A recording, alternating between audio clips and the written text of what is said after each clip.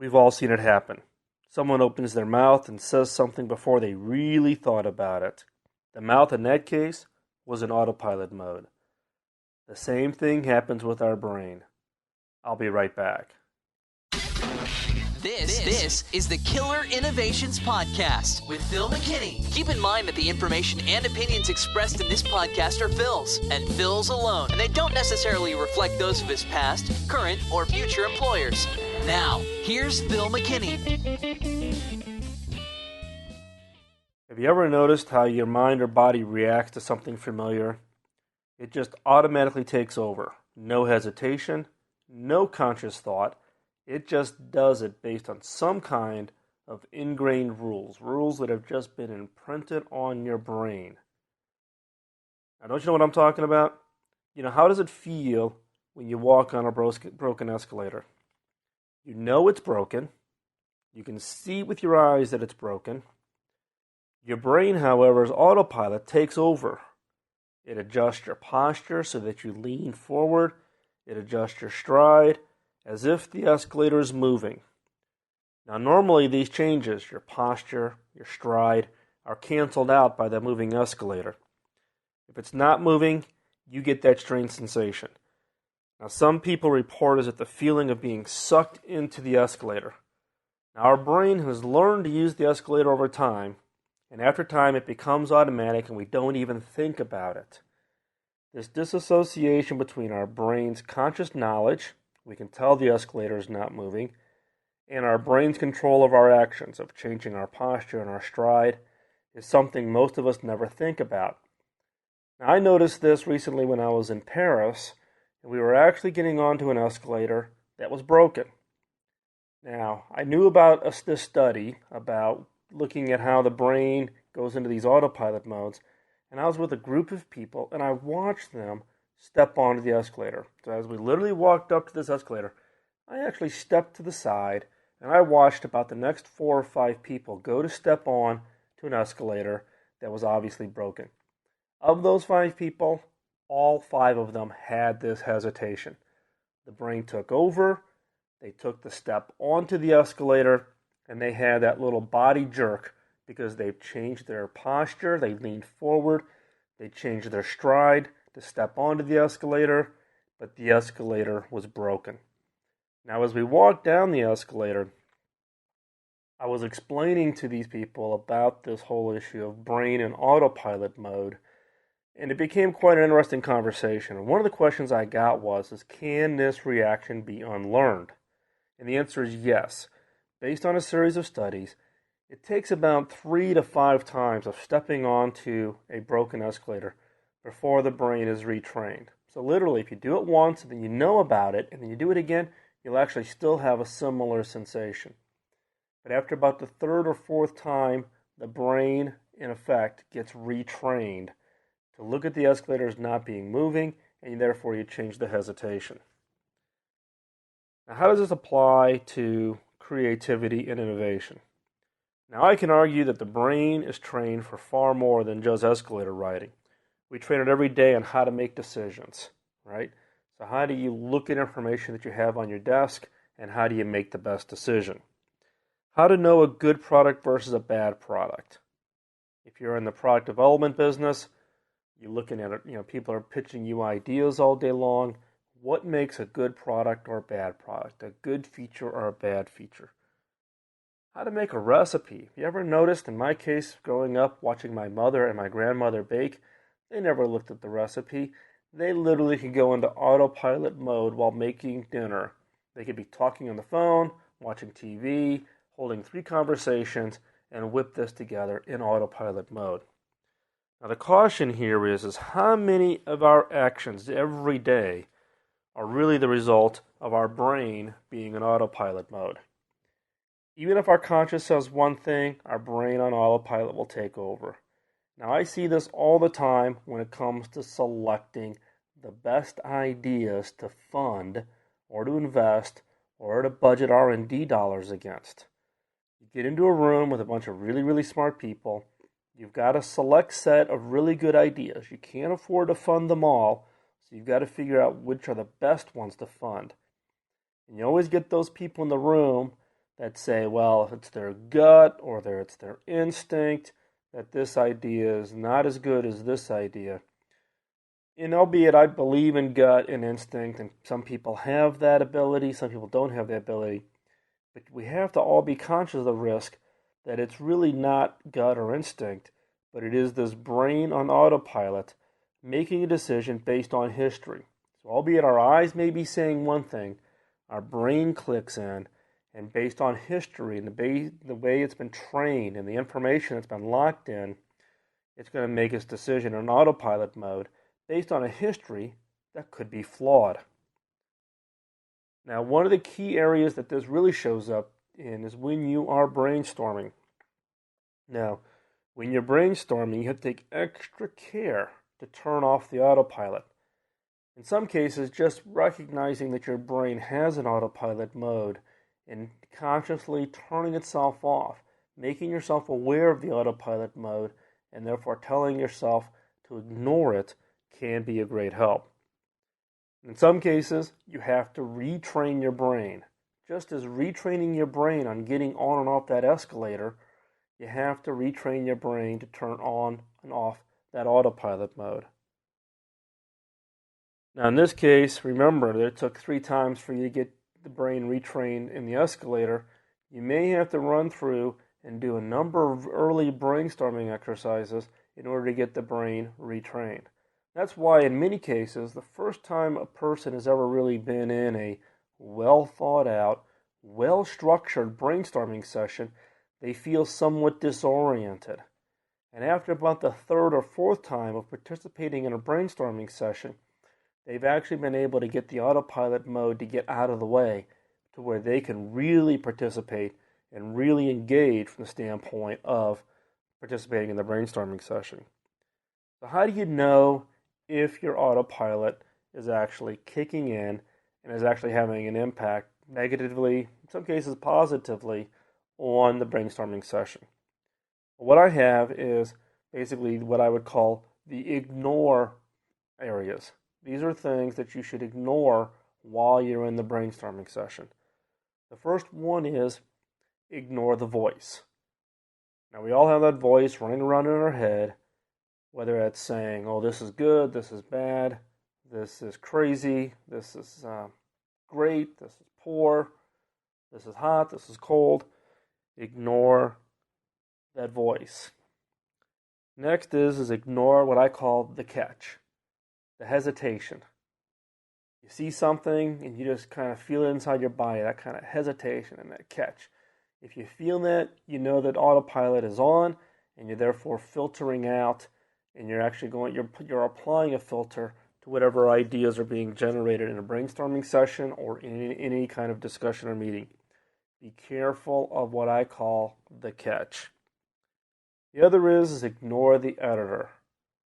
You hear someone's idea, you hear something being thrown out on the table, and you want to edit it. You want to make it grammatically correct. You want to reword it. Ignore the editor. Also, ignore the doubt. If something is negative, ignore the negative. Just focus on the fact, or focus on the idea, or focus on the information. The same thing is also ignore the over-enthusiasm. What you tend to find is nothing is as great as you think it is, and nothing is as bad as you think it is. It always ends up somewhere in the middle. And you have to be careful about letting the autopilot kick in. If you're an eternal optimist, things will always seem very positive. If you're a doubting Thomas, everything will seem a lot worse or more negative. So again, ignore the doubt. The key here is ignore it all. What you want is you want a clean, blank, open mind. And you want to get the mind out of the way so that you can just generate ideas, look at ideas, and be able to evaluate them openly and fairly without the brain's autopilot going on. And like I said before, the first 3, 4, 5 times that someone participates in a well-structured creativity session, whether it's an ideation, brainstorming, whatever methodology you're using in your organization, when you bring new people in who've never been in what I would call well-structured sessions, They're going to feel this disorientation. The brain is in autopilot mode. The brain is getting in the way. And in some cases, you may want to structure exercises for yourself or for the people participating in your organization to retrain the brain to get out of the way, to turn the autopilot off. Now, I'm not saying that you should just ignore your gut or your instinct. You just need to make sure it's not the autopilot flying you into the side of that mountain.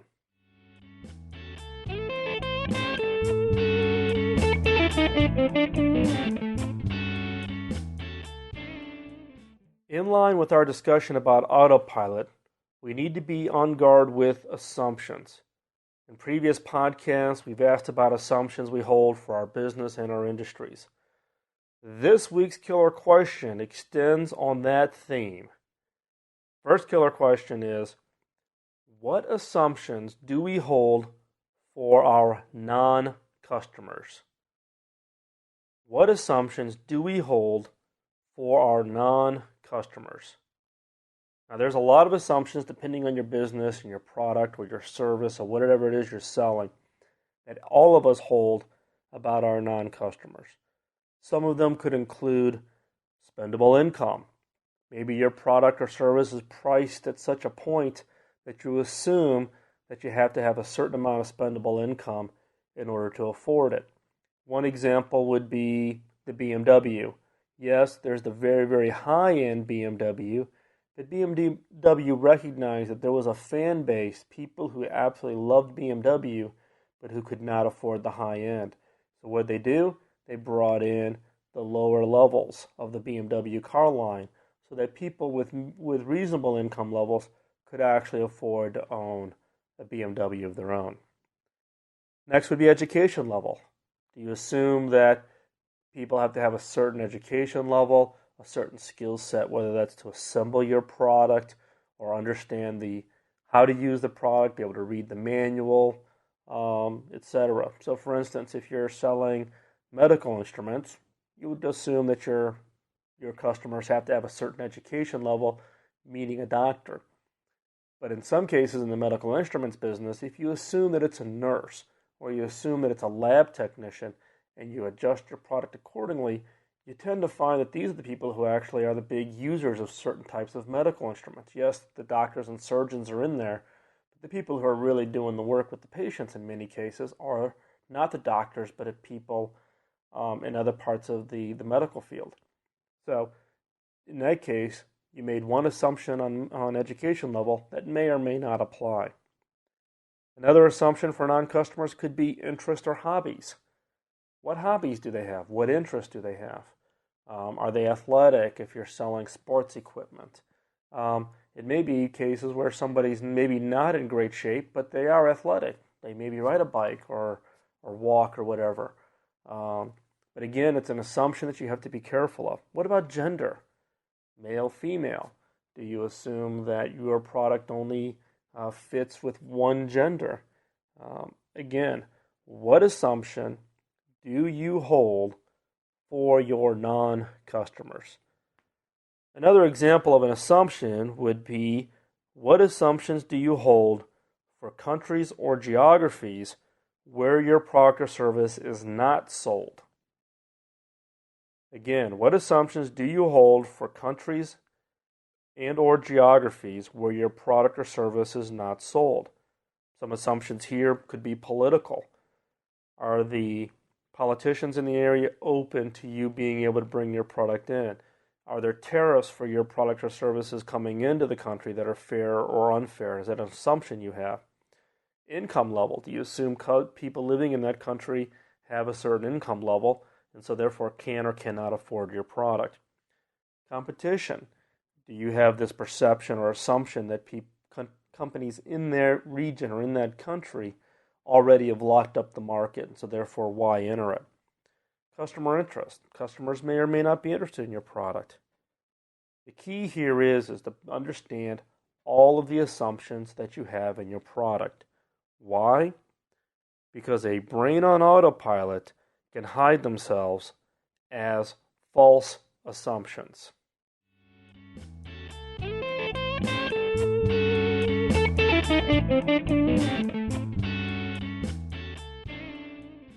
This week's closing thought is in line with this whole concept of the brain on autopilot.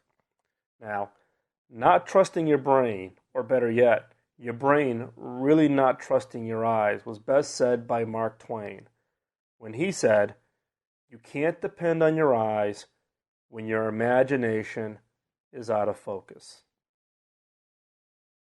And the fundamental theme here is that if you want to get your brain out of autopilot and really, really open your eyes to see the possibilities for your ideas and your innovations, you need to get your imagination, get your ideas, get your creativity unlocked and get them out in front and turn off that autopilot.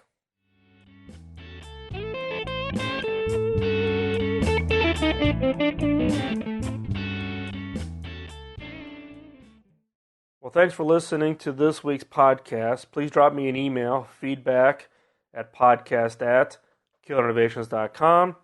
Feel free to post your comments on the show notes at killerinnovations.com. Also, I haven't mentioned this in quite a while, but feel free to join in to my LinkedIn network. Now, I get a lot of requests, so if you want to link in with myself, send me an email at podcast@killerinnovations.com and clearly put in the request that you're a podcast listener. Because if you do not say that, I typically will not accept the request because I get lots of requests to join on LinkedIn. Also, please visit killerinnovations.com for the new blog. If you haven't read the blog, go out there. The most recent one is on the ant infestation and how that gave me a little bit of insight on the challenges on the job. The podcast show notes, so the show notes for every week's show, plus the entire archive of the podcast going back, I've lost track now, 85 shows. Also, Reblog. Now, the Reblog site is where I post up interesting articles, other websites that talk about creativity and innovation. Also, you can link in there to the Killer Innovations community site. It's where you can get together with like-minded individuals who are interested in creativity, innovations, and ideas, and share your thoughts, and also work with other community members to help them take their ideas to the next level. There's also links for the toolbox, books, tapes, creativity card decks, pens, notebooks. These are things that I actually use day in and day out, so you can go take a look at those in the toolbox.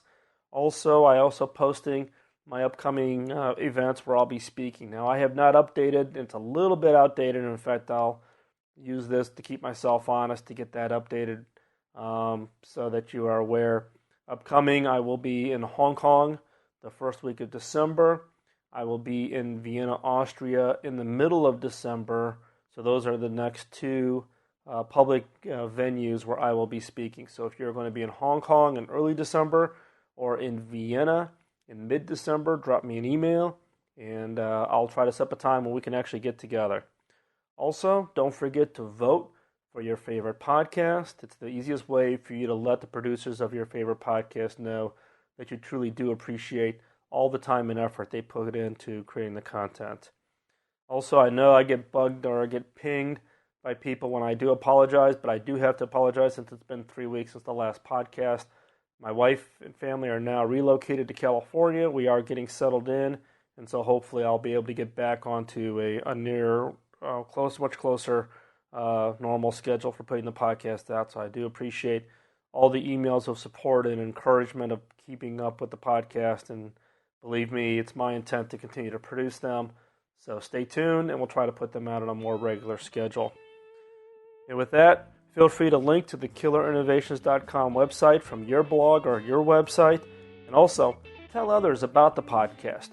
Share the benefits that you've had with the podcast and use it as your way to pay it forward. And we'll talk to you next week. Bye-bye.